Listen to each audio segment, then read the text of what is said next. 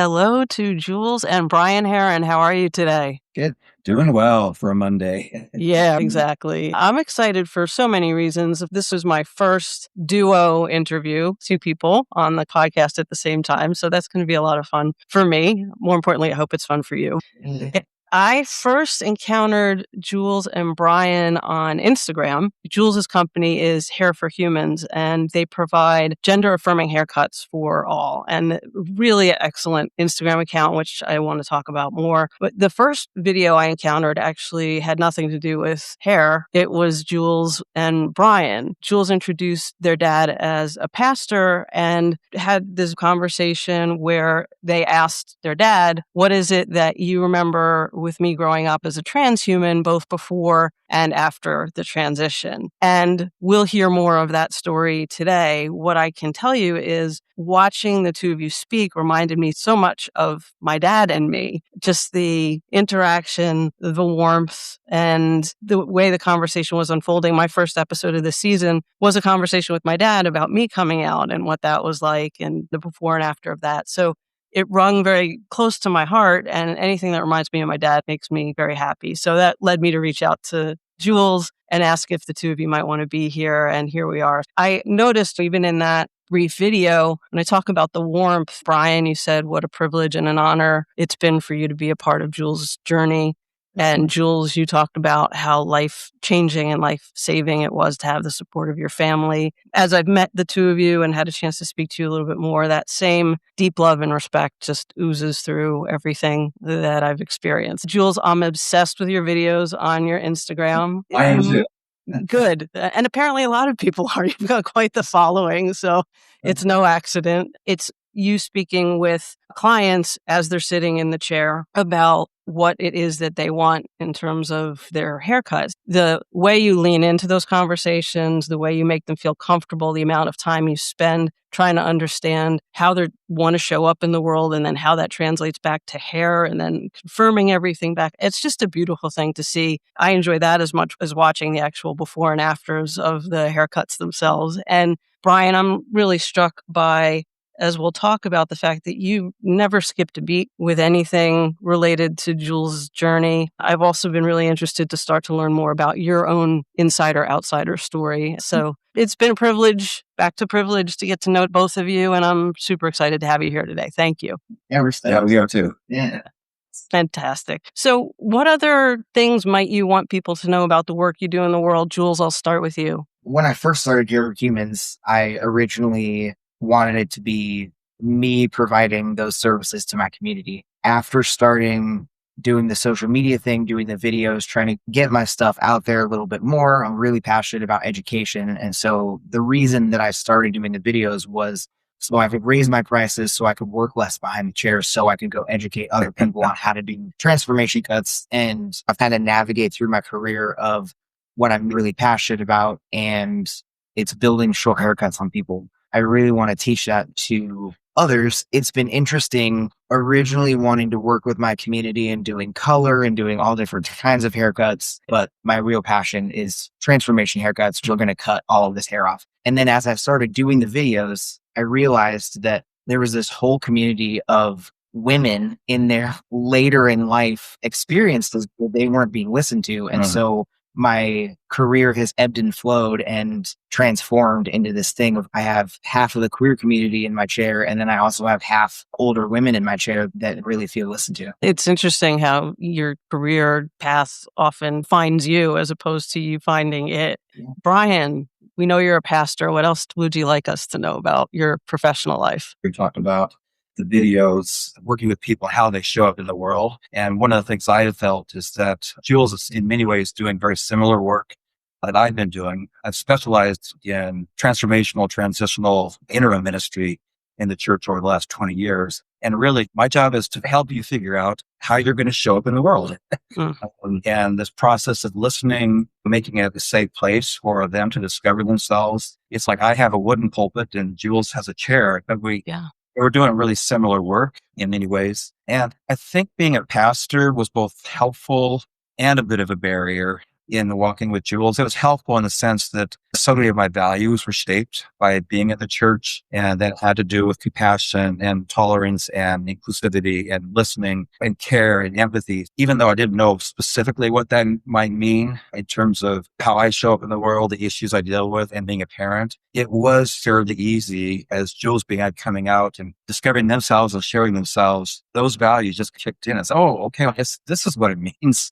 Yeah. Yep, to show up as a parent. The barrier part of it, and I do want to minimize that because the churches I work with are largely probably somewhere between moderate to progressive on social and theological continuum or scale. But the churches as a whole were largely supportive. But I did have a number of times where certain individuals, just the fact that they knew that I had a trans child was enough to trigger them. Oh, what is this pastor going to try to do? Because he has a trans child and therefore he's going to try to make us this way, which is just not personality at all. But they got triggered. And so there was a little bit of dealing with that, but that really was not a primary part of my work.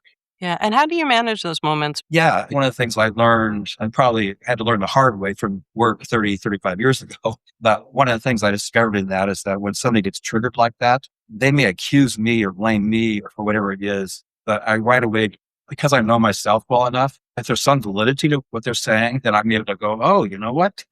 Think you actually just named something I wasn't aware of. But most of the time, I recognize this is something about them. Some of their fears are showing up. Some of their anxiety is showing up. I just try not to take it personally, which is impossible.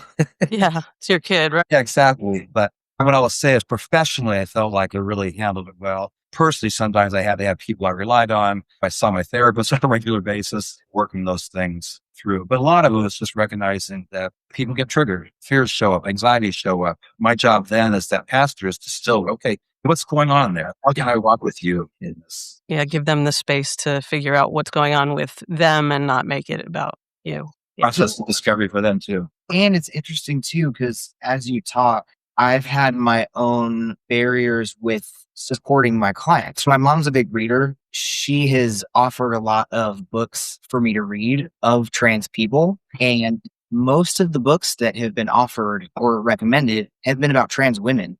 And when I tried to read a couple of them and I started getting this disgust feeling, and in supporting my own community, I had to work through my own feelings and make sure that I wasn't externalizing my own experience on other people. So as he talks, it's, oh, you have this uncomfortable feeling. Yeah. Get rid of it somehow. And I have enough self-awareness that I'm like, oh, that's something for me to look at. And what I figured out is I'm jealous of trans women. I'm just having my own experience because I'm jealous of what you were born as. And now you're trying to change it.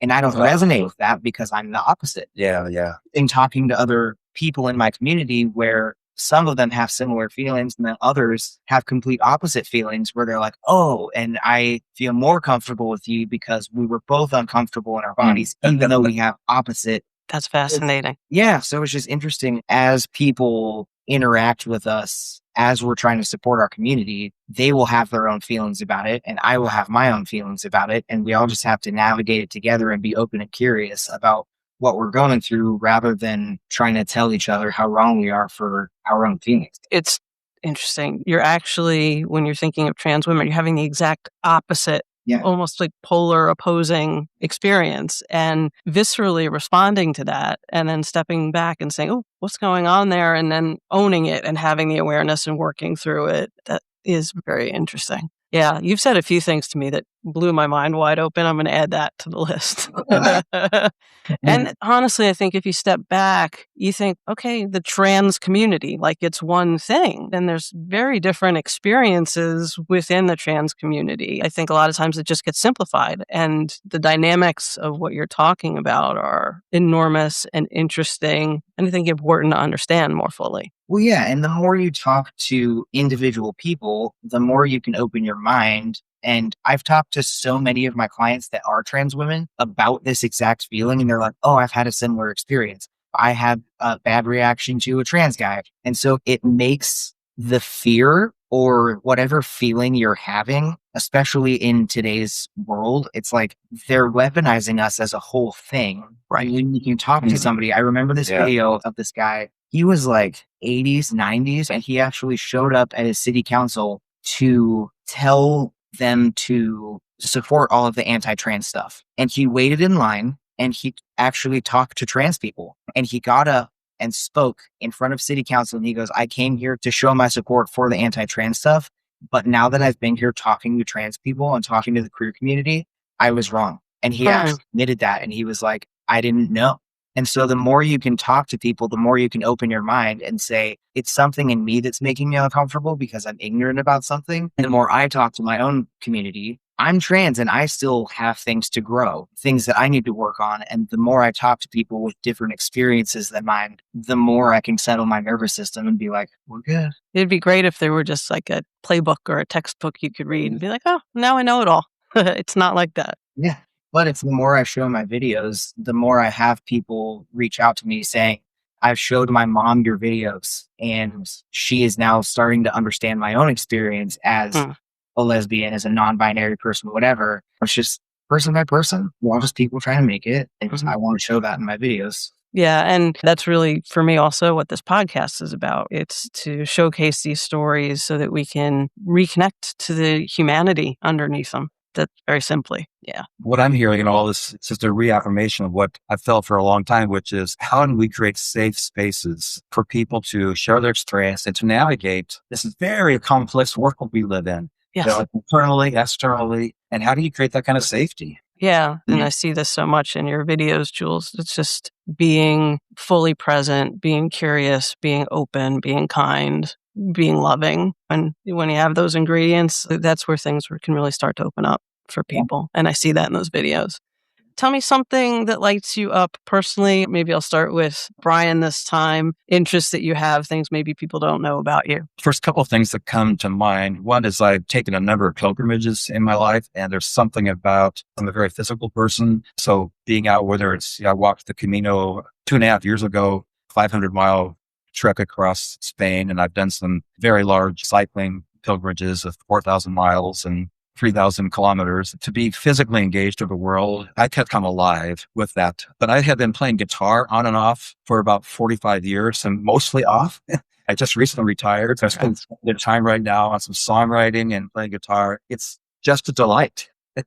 And again, guitar seems to allow my internal emotional world to be expressed. I need the right notes, the right melody that somehow express the stuff that's going on inside. Yeah. And so it sounds like the things that you do, it's hands-on, tactile. I never really thought about it that way, but when you say that, I think you're right. Most of it is tactile. Yeah. And I have a bachelor's degree in sports and fitness center management. So that physical part of my life. But yeah, I like the way you said that, things that are tactile. Cool. And how about you, Jules? Living in the Pacific Northwest, it's hard not to love all the nature around here. Yeah. So my partner and I love to go hiking. We go up to Mount Hood every year. And that's my favorite trip of the year, is just going to Mount Hood, being with her and doing puzzles and just hanging out.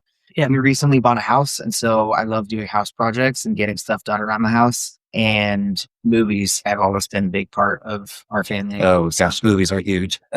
Yeah, I asked you both separately this question, and your answers that came back were so similar. Brian, you talked about how you share the transformational piece of helping people figure out how to show up. There's that commonality. And then when it comes to your interests, nature, being creative, movies, clearly the apple doesn't fall too far from the tree.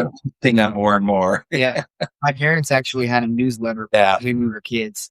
And so they would do movie reviews for our It's cute. And then they would have me and my brother watch kids' movies, and we would review the kids' movies. Yeah. So, that's adorable. Yeah. And Jules, I love that you ask this in all of your videos. What are your pronouns? They, them. They, them. Okay. And Brian? He, him. He, him. Excellent. And then for each of you, what do you want the audience to know about your intersectionality, the who you are in the navigating your career as an outsider story, or your allyship? So I'll start with Brian. I think it's about trusting your own authentic voice. And I think in the church, that's been a struggle. On the one hand, our beliefs and the structure, and the church at its best really honors, supports, and nurtures that. But one of the things about the church right now, we're in what's 59-year decline, and there's a lot of fear going on in the church. And so even around living into your most authentic self, it's a little bit tricky. Can we trust that? One of the things I've been trying to teach my church culture is don't worry so much about the outcome. Are you going to get members? Are you going to have a budget? That's all important, yes. But let's just figure out who you are and be as authentic as you can. Show up in the world as yourself, and then trust God to take the next step. And it's, in some ways, saying this is pretty simple. It's not. It's just been an unbelievably complex, complicated piece, which my whole work has been basically based on that. Yeah, it's fascinating. I, in my work as a coach, guide LGBTQ plus and underrepresented people to confidently thrive in their careers by being fully themselves, which I think mirrors what you're saying and sounds simple, right? But Yeah. it's not. But the closer we can all get to that authenticity, when moments, challenges, opportunities present themselves, you will intuitively have access to what you need in that moment. I feel like I heard you saying that as well. Yeah. Jules, how would you describe your intersectionality? As a business owner, I feel like mirroring what my dad says, it's your authentic self. Started my career being told that color was the only way I would make money. I tried to do color for 4 years. I don't like it. It stresses me out every time. I'm so amazed at the people that do it. I think as a business owner, sticking to what feels authentic to me and what feels the most exciting and what I'm most passionate about.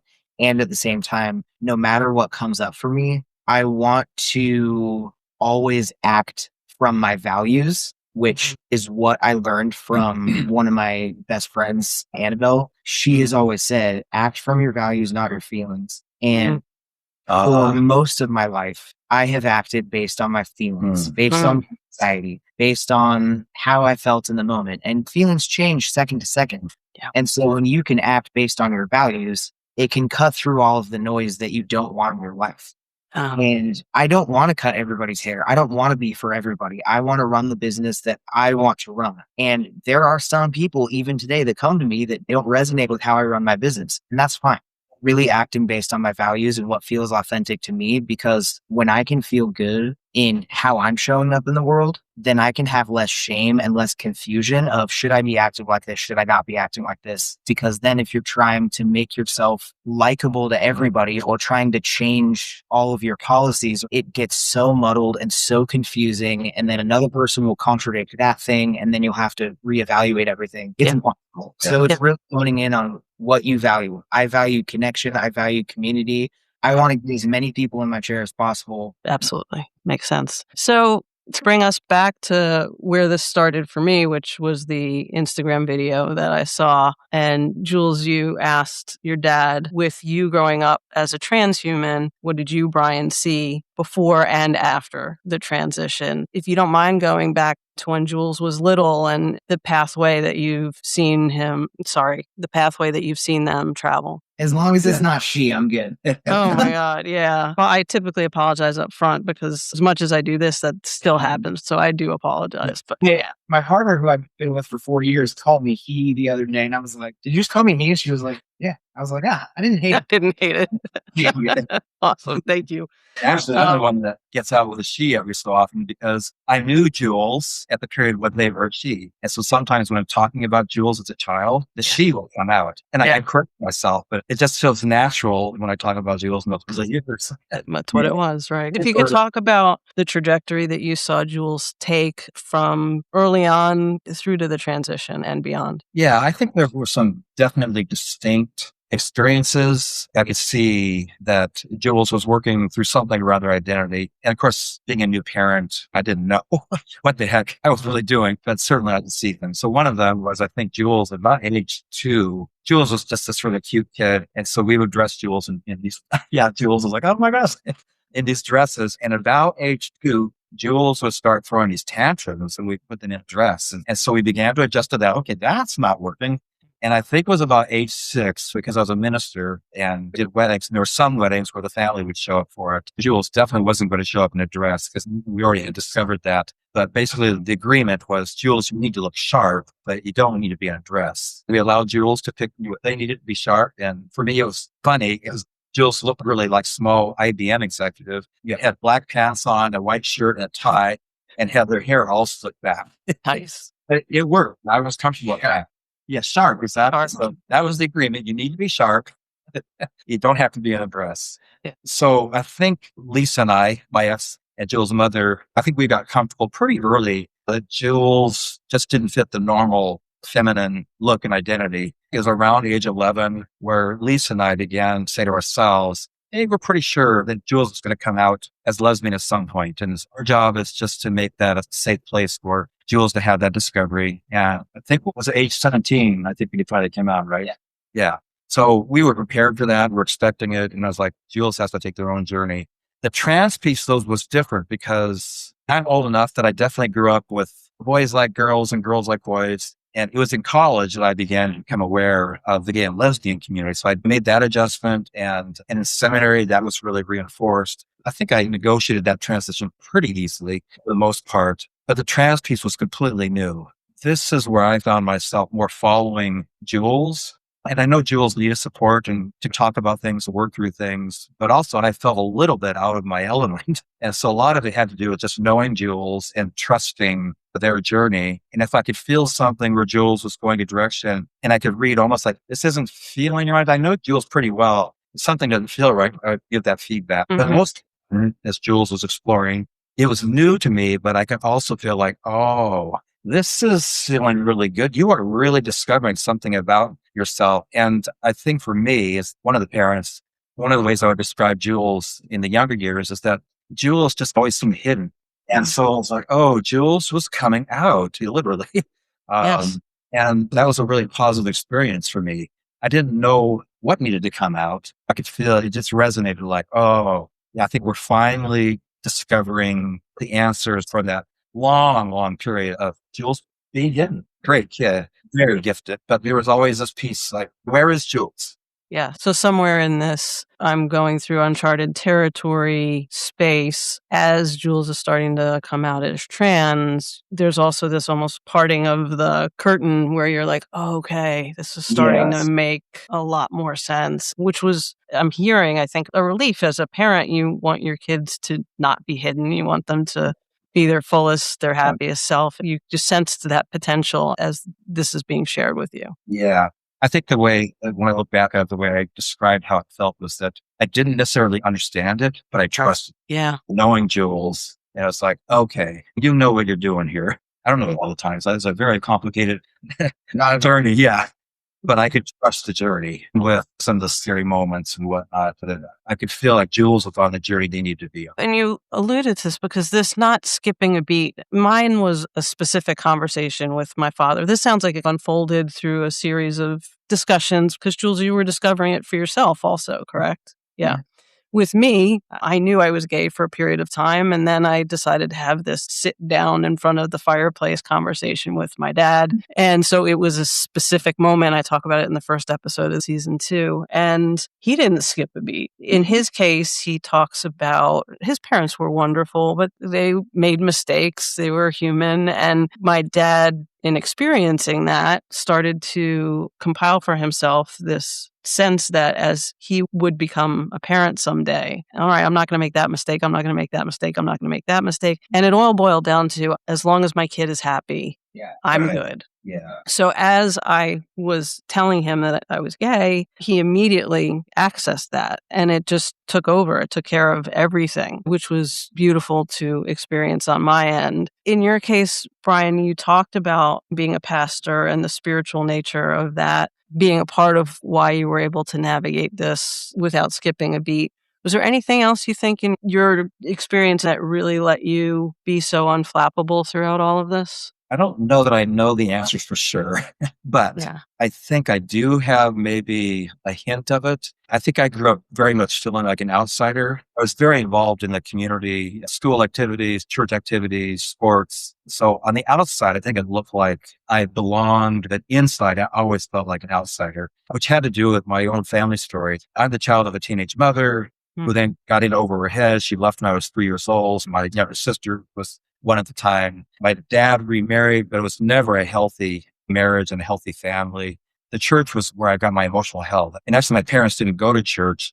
My sister and I would walk to church because I think somehow intuitively we felt we were just getting what we needed. We were touched, we were listened to, there was joy. So I think one of the reasons also had to do with my radar was always a little bit on alert for anybody who felt like an outsider. And, I don't know that for sure, but I do know that's probably part of my ministry is the outreach part of it, where we're working with people who don't have food and whatnot. I think I always had that part of me. And I think that maybe made it easier. My radar was already on alert with Jules feeling like an outsider. That's really beautiful. And Jules, if you want to describe the pre-transition, post-transition, what was that journey like for you? I think when I think about my younger years, I think my parents did an amazing job. And at the same time, there were things that I wish would have been different. Him and I have talked about it. Like, I really wanted to play the drums. My brother played the drums. He's 2.5 years older. He got to pick the drums. I didn't get to pick the drums because he picked the drums. And there was always this desire for me to be more like my brother. And I don't think my parents recognized why. Can I step in just for a moment of that? That is such an important story. Yeah. Because for Lisa and I, it's like, no, don't be like your brother, because we didn't understand Jules' journey. Jules wasn't trying to be like their brother. I just liked the Jules, things. yeah. And we were like, no, you have your own identity. And Be your own person. Yeah. Okay. Thank you. You're welcome. So it's like, I felt like my wants and desires weren't valid. Yeah. It's like, you shouldn't want these things, even if your brother wants them. And I didn't recognize at that age why I wanted to be like my brother. I just did. I would steal his clothes. Yeah, for early years, I spent a lot of time by myself because when I would have tantrums as a kid, my parents didn't want to reward that bad behavior. Then I also learned that having big feelings weren't okay. So no big feelings. Don't like the things you like. Figure it out. I spent a lot of time by myself. I did a lot of creative projects. I could just pick up an instrument and just start playing it. Yeah, that's amazing. Yeah. And I'm still back at it. It's a little more difficult now. I was really into theater and accents and impressions and all that stuff. So I just spent all of my time by myself, wanting to hang out with my brother, and he didn't want to hang out with me because he was older and cooler and enough stuff. I felt very isolated as a kid, and I feel like I came alive at school with my friends. And then as we started to get older, all my friends were into guys. And so I was like, I guess I'm into guys too. And I specifically remember you and Mom sitting me down and telling me, no matter who you love, you're valid.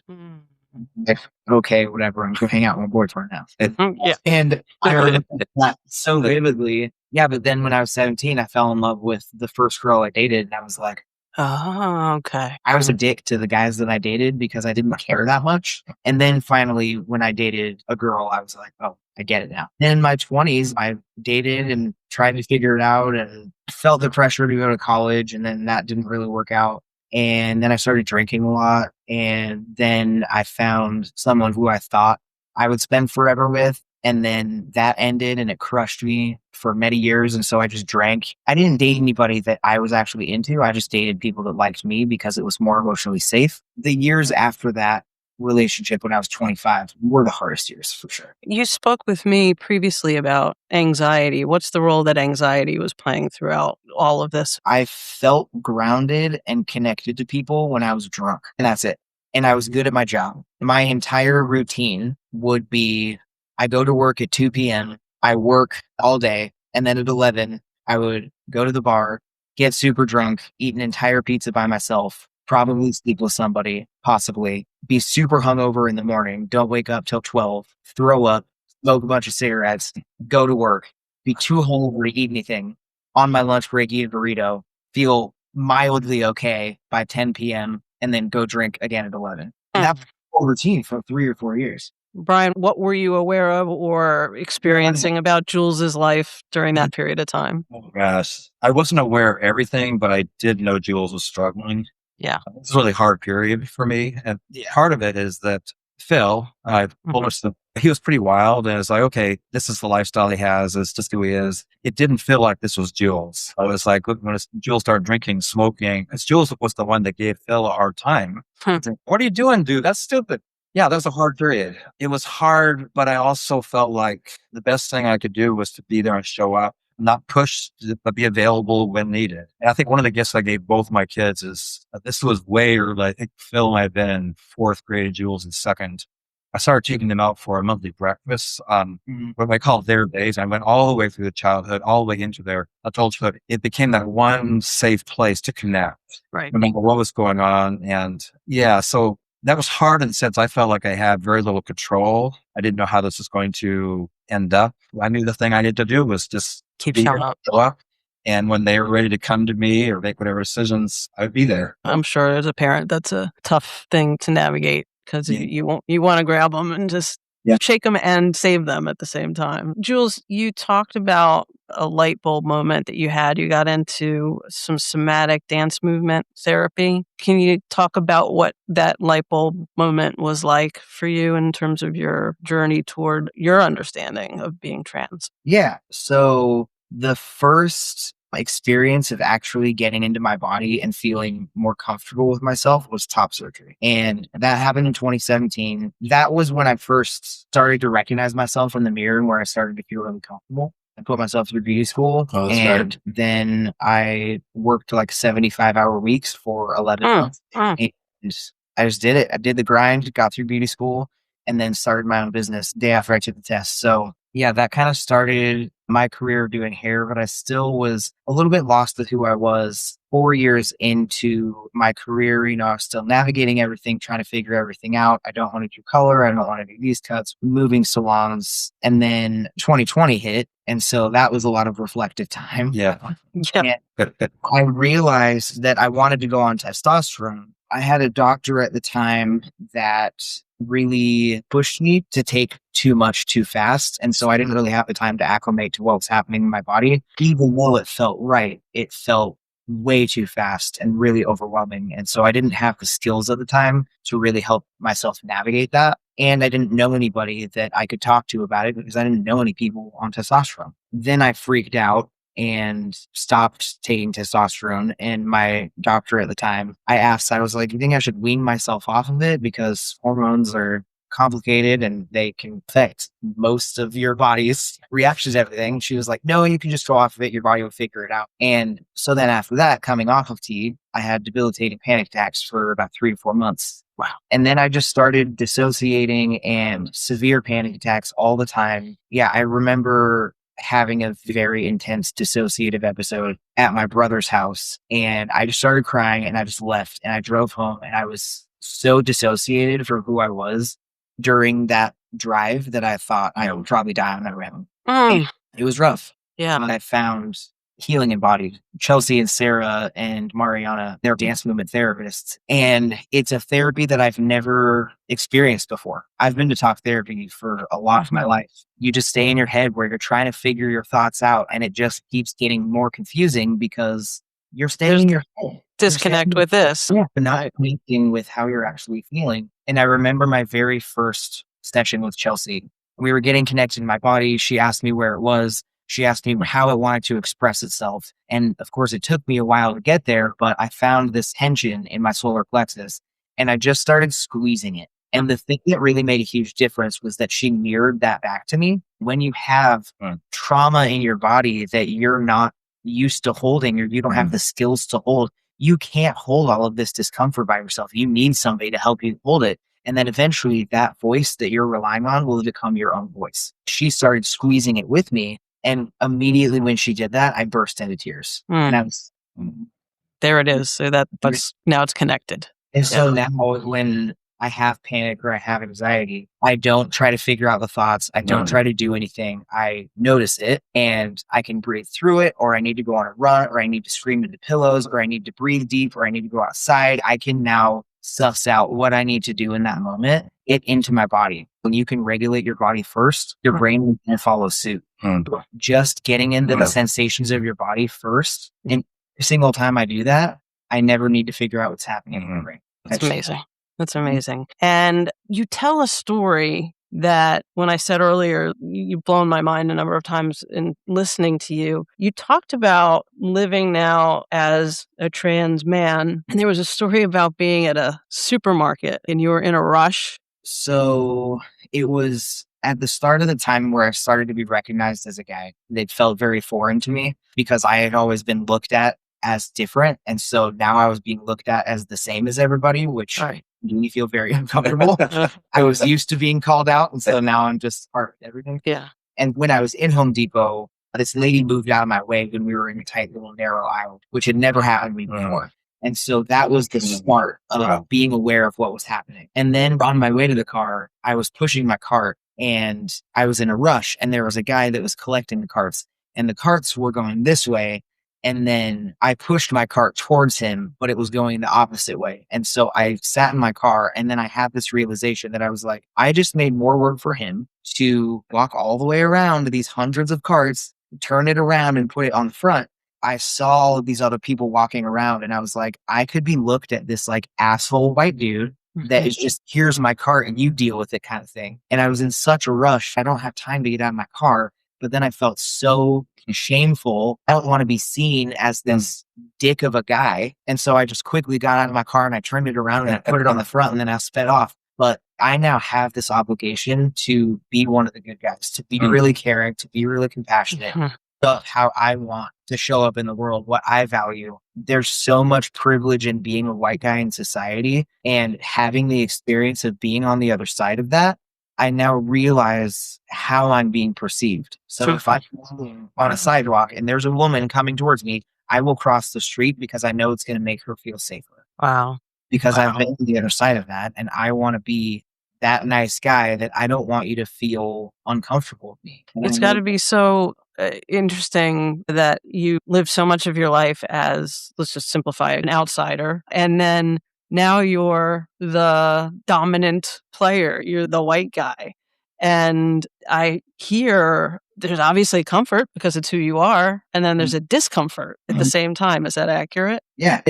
I always tell people that are trying to navigate it, life is hard no matter what. Just choose the hard that you want to go through. Yeah. I feel more comfortable living as my authentic self rather than trying to live how other people want to see me. So when I can live authentically, it's easier to navigate the hard things because I feel solid.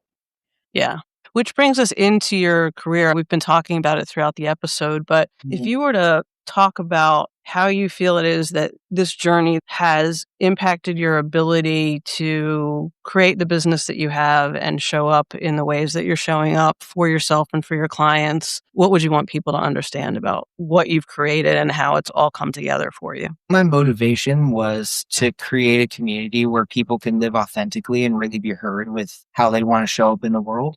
It's not that hard, really not. Yeah. And I remember having a discussion with my brother about it, who was at the time changing careers, and he was thinking about doing hair, but he was curious. He was like, what about your business, the way that you show up for people? Why do you think that it's so impactful? Why do you think that it works so well? And I just said, because I don't judge people for how they want to show up, and I just listen to what they want. And it's so simple to me. I don't understand why more people don't do this. I've had so many people in my chair that say, my hairstylist won't use clippers on my head. My hairstylist says this won't look good on me. My hairstylist says, fill in the blank. And for me, I know what shapes balance out what shapes on your face. If you want to do that, great. If you don't want to do that, great. It's your thing. Great. Yeah. You want to look super weird? Awesome. Let's make you look super weird. And just be curious. Just be curious about what people are saying and how they want to show up. Yeah. Yeah, I think we often think about listening should be one of the easiest things, but I think in our culture, it's actually one of the hardest things. I think what makes it hard, we think that if you're just listening, it means you don't have to come up with words and it's like, oh, that's easy. But I think for real listening, it requires you to set aside your own agenda. And that's the hard part. Yeah. Yeah. So that you actually are trying to experience what that person is experiencing. It's a learned skill. We have a society to put yourself out there, promote yourself. And so this other skill of actually putting yourself aside. Yes. Make room for somebody else to show up. Yeah. Simple, but also very complex. True. And clearly the work that you both do beautifully in your own way to come full circle in the world. Listening, it's actually a George Michael thing. Listening without prejudice. Yeah. That's exactly right. All right. I have a segment this season called the Thrive Takeaway. And if listeners remember only one thing from our conversation today, one thought, one piece of advice, what would you want them to carry with them so they can thrive in their own careers? I'll start with Brian. Really learn to trust your own voice. I say that and there's a simplicity to that. But what I've discovered is learning to trust your own voice means getting comfortable with your own sometimes contradictory and complex feelings and to not judge those and the shame that might show up. There's months and years of learning to get to the place where you can trust your own voice. There's a lot of fear. What happens is all of us, I think, at some level, know who we are. And then there's immediate kind of sensors or barriers that show up. Well, I wouldn't feel safe in this relationship or in this job or in this culture. And we learn to tamp that down and quiet it like almost immediately. Right. So there's this work of, really getting in touch with that. And I think what I want to say to people is trust that. Once you learn to trust your own voice and to live in your own voice, there's a world that just opens up. Right. We're scared of what's going to be out there if we listen to our own voice. We pull back. And my experience, both in my own personal life, as well as Jules, and then in working with churches, the churches that I've discovered trust their own voice. There's things you can't even imagine. There's a big world out there that will show up. Yeah. And the beauty of it is you're the only one with that voice. So there's a lot of magic in that as well.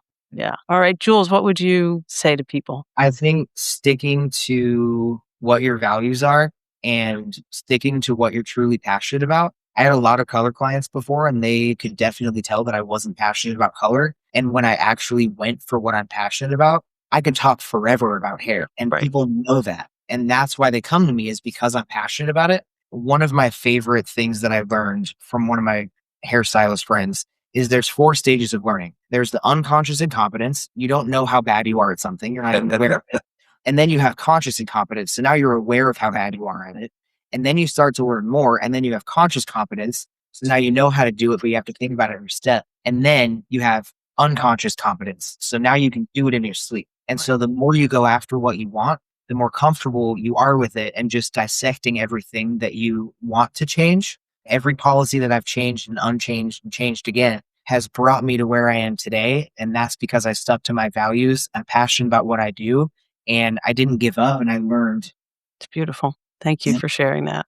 All right, everyone, that's today's Thrive Takeaways. If you're listening and something in the conversation stayed with you, I invite you to check out my free Thriving Assessment. It offers a powerful way to get clarity on where you're excelling and see where meaningful shifts could increase joy, fulfillment, and impact. It takes just minutes and gives you instant personalized results. You'll find it at shantijoygold.com. So the last segment here before we wrap up is a segment called It's My Podcast. So there will be music, because I believe that music, like storytelling, really hits at a very core, deeper level of our humanity. So I will ask you each, I guess I'll start with Jules, if there were one song you could put in a time capsule and preserve at all costs for future generations, what would it be and why?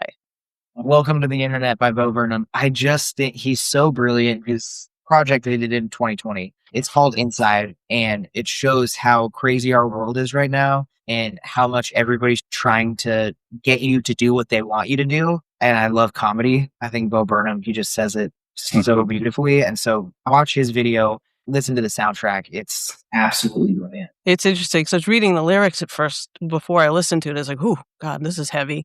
And then you listen to it, and it's almost impossible to describe. It's got this kind of circus tent song kind of music with it, which is upbeat and slightly creepy. It's fantastic, the juxtaposition of everything. And so excellent addition. And then, Brian, on a very different front, you had a recommendation from Dan Fogelberg, which, by the way, I can't even listen to Leader of the Band because I cry every time. Same Old Lang Syne's beautiful song. So I thank you, because this song was new to me. What's the song that you would put in a time capsule? Netherlands. Yes. So it's really about the experience of being alive. Off in the Netherlands, I heard a sound like the beating of heavenly wings. And deep in my brain, I can hear a refrain of my soul as she rises and sings.